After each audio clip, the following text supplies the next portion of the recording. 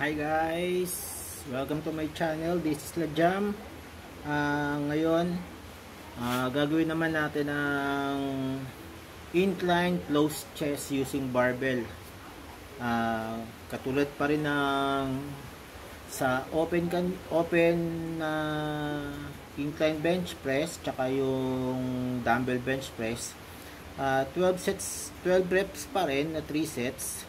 Pero this time, gagawin natin ay close grip. Ito ay para sa gitna ng upper chest. Okay, let's go.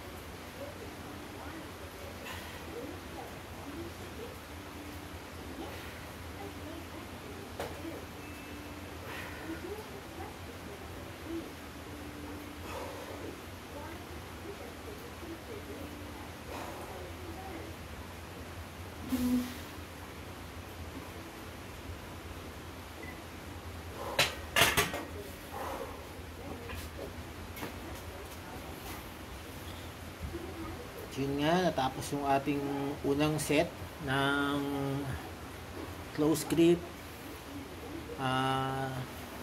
barbell press para sa inner, sa gitna. Gagawin naman natin mamaya, after nyan ay yung flat bench press.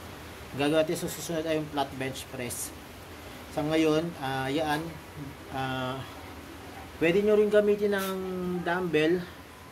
Ang gagawin nyo ay sarado nyo yung dumbbell na ganyan.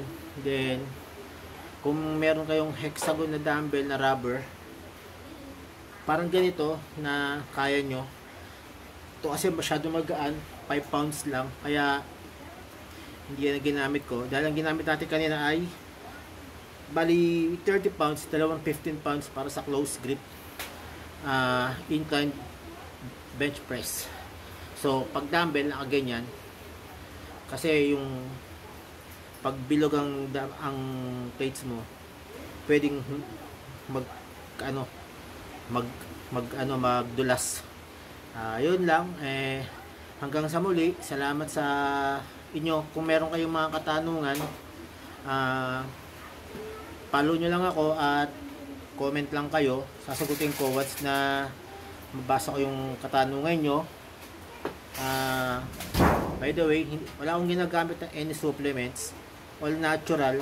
Kasi baka bawal dahil meron akong may hypertension ako and at the same time hypothyroid ako. Yun lang. Hanggang sa muli.